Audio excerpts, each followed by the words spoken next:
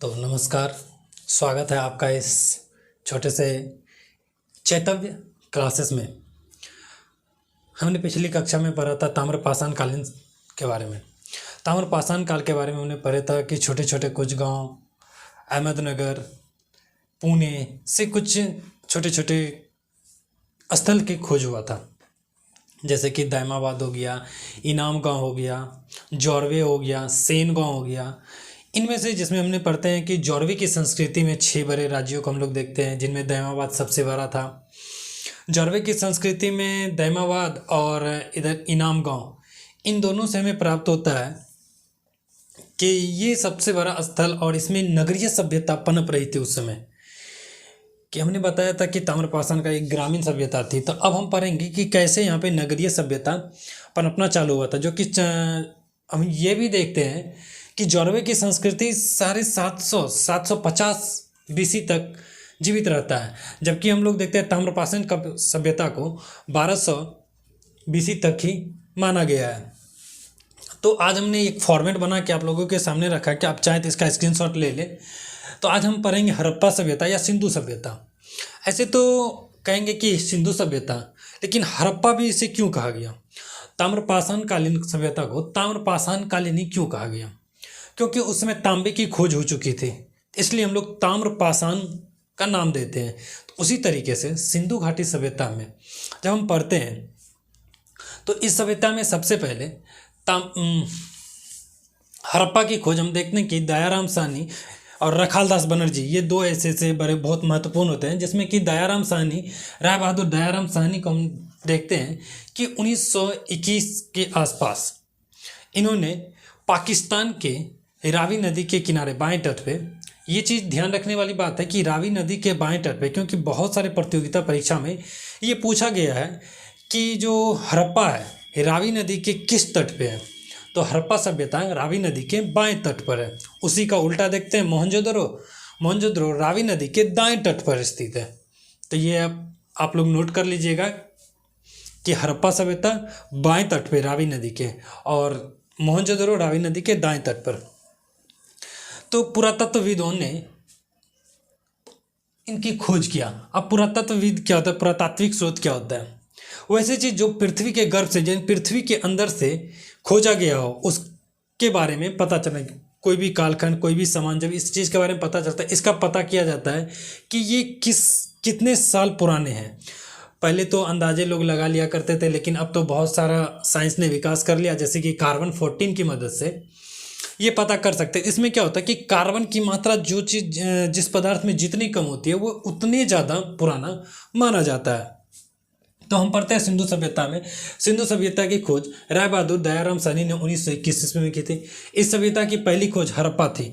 इसी के कारण से इस सभ्यता की खोज क्या कौन था? सबसे पहले हड़प्पा। इसी के कारण से सिंधु सभ्यता को हम हड़प्पा की सभ्यता भी कहते हैं। यहाँ से बहुत सारे खोज प्राप्त हुए हैं, जैसे RS-37 कब्रिस्तान का ताबूत क्या होता है कि जिसमें ईसाई समय हम लोग देखते हैं कि जो मर जाते हैं उनको एक लकड़ी का बक्सा में लेटा के गाड़ दिया जाता है। तो वही लकड़ी का बक्सा बना के जो ताबूत कील ठोक के पैक कर देता है, उसी को ताबूत बोलते हैं।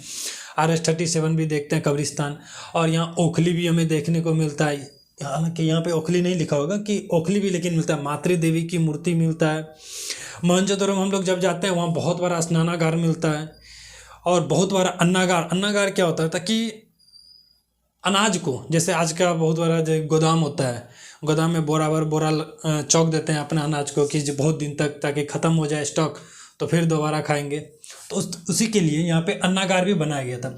सिंधु सभ्यता जनरली माना जाता है उस समय के जो 4 बहुत बड़े सभ्यता थी, मेसोपोटामिया की सभ्यता, इजिप्ट की सभ्यता, चीन की सभ्यता, उसी में से एक सिंधु सभ्यता भी थी। यहाँ पे लिखा हुआ है मेसोपोटामिया, इजिप्ट, सिंधु, चाइना। उसी में एक क्या था? हमारा सिंधु सभ्यता था। यहाँ आप देख पा रहे होंगे सिंधु सभ्यता बहुत ही, ये एक क्या नगरीय सभ्यता थी। यहाँ लिखा हुआ है सिंधु सभ्यता एक नगरीय सभ्यता थी। और इसका आकार जो था ये त्रिभुजाकार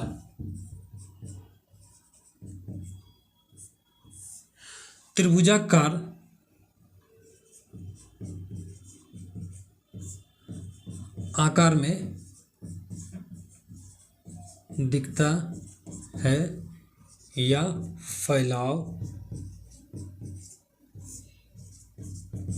जो इसका आकार हम लोग देखते हैं त्रिभुजाकार, उधर अफगानिस्तान से लेकर के जो पाकिस्तान से उधर अफगानिस्तान से लेकर हम लोग उत्तर प्रदेश तक, ऊपर में जम्मू कश्मीर से लेकर के नीचे महाराष्ट्र तक हमें इसका विस्तार देखने को मिलता है। कुछ इस तरीके से इसका विस्तार हो जाता है, जैसे कि यहाँ अफगानिस्तान हो गया, ये जम्मू कश्मीर ले लीजिए, यहाँ यूपी को मिलाते हुए फिर इधर से आपको नीचे महाराष्ट्र पड़ता है। तो इसका हम अच्छे तरीके से उल्लेख कर देंगे कि उत्तर में कौन था, पश्चिम में कौन था, दक्षिण में कौन था, इसका अलग तरीके से बना के दिया जाएगा। इसका कुछ प्रमुख तथ्य देखते हैं। 1826 ईस्वी में सर्वप्रथम चार्ल्स मैसन ने पाकिस्तान का दौरा किया। जब वो पाकिस्तान का हड़प्पा क्षेत्र में दौरा करते हैं तो वहाँ पे उनको कुछ टीले का प्रमाण मिलता है, लेकिन ज़्यादातर विद्वान ने इनकी बातों को अनदेखा कर दिया। लेकिन देखा गया है कि इनकी इस खोज को जो पाकिस्तान के 1826 में इन्होंने सर्वप्रथम पाकिस्तान में दौरा किया, तो इन्होंने एक अपने नेरेटिव ऑफ जर्नी पत्रिका में इन्होंने क्या लिखा है कि हड़प्पा में जब ये खोज करे तो वहाँ एक टीले इन्हें मिले, लेकिन ज़्यादातर उस समय इनको वैल्यू नहीं दिया, माइन नहीं दिया गया। उसके बाद देखते हैं 1856 में, जब 1856 में कराची से लाहौर के मध्य रेलवे लाइन का बिछाया जा रहा था, अंग्रेज ब्रिटिश सरकार जब रेलवे लाइन बिछा रही थी, वहीं पे कुछ वहाँ पे चार्ल्स क्या नाम था, जॉन ब्रंटन और विलियम ब्रंटन को कुछ वहाँ पे ईंट मिलता है बहुत पुराना, तो उन्होंने इसकी तथ्य रखा और उन्होंने अंग्रेजों के पुरातात्विक अवशेष में ईंट मिला था। उसके बाद देखते हैं 1921 में पाकिस्तान के सिंध प्रांत में पंजाब प्रांत में रावी नदी के तट पर हमें हड़प्पा के कुछ मोहरे प्राप्त होते हैं। फिर जस्ट उसके अगले साल ही हम देखते हैं 1922 में रखालदास बनर्जी द्वारा मोहनजोदड़ो की खोज होती है। मोहनजोदड़ो उस समय की सबसे बड़ी सभ्यता, सबसे बड़ी नगर में से एक था। अब हम लोग जो देखते हैं कि हड़प्पा और मोहनजोदड़ो ये किनके, और हम देखते हैं कि 1921 के आसपास भारत में पुरातात्विक सर्वेक्षण का भी विभाग बैठ गया था, उसका भी हेड चुना गया था, जिसमें कि Alexander Cunningham, sir John martial,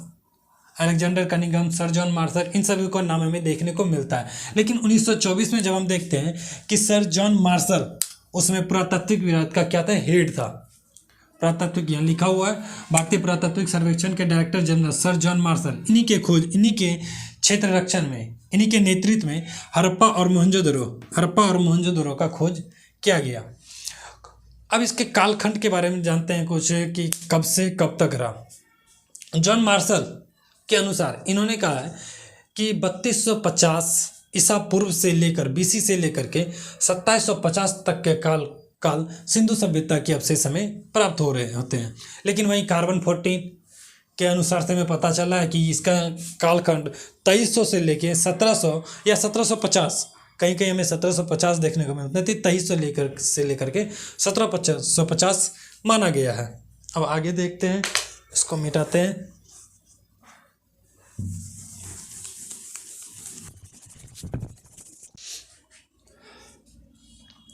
तो सिंधु सभ्यता के कुछ और तथ्य हम देखते हैं कि जैसे कि इसका नामकरण कैसे हुआ। इसका नामकरण कभी कताल खोजों के आधार पर, कभी स्थिति के आधार पर देखते हैं हम लोग। जैसे कि सिंधु नदी के किनारे होने के कारण इसे हम सिंधु सभ्यता कहते हैं। और सबसे पहले हम देखते हैं कि हड़प्पा की खोज हुए थे, इसी कारण से हम लोग कभी कभी इसे हड़प्पा सभ्यता के नाम से भी जानते हैं। दूसरा, रखालदास बनर्जी के अनुसार सिंधु घाटी सभ्यता द्राविड़ जाति के लोगों द्वारा बसाया गया था। वहीं देखते हैं इसका हम विस्तार देखते हैं।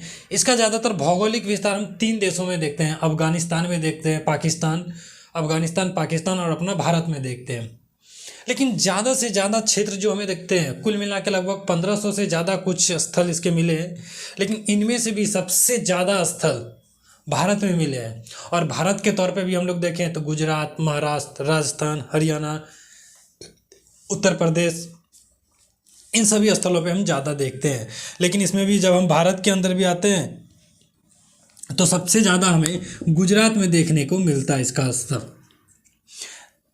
उसके बाद इसका विस्तार हम लोग पूर्वी पश्चिमी आखिरी विस्तार देख लेते हैं कि इसका उत्तर में मांदा जो कि कहाँ पड़ता है, जम्मू कश्मीर में पड़ता है। ये चिनाब नदी के किनारे पर स्थित है। फिर देखते हैं दक्षिण में दायमाबाद महाराष्ट्र में पड़ता है, ये गोदावरी नदी के तट पर है। फिर आते हैं पूरब में आलमगीरपुर, ये उत्तर प्रदेश में स्थित है। कहाँ पे, हिंडन नदी के किनारे।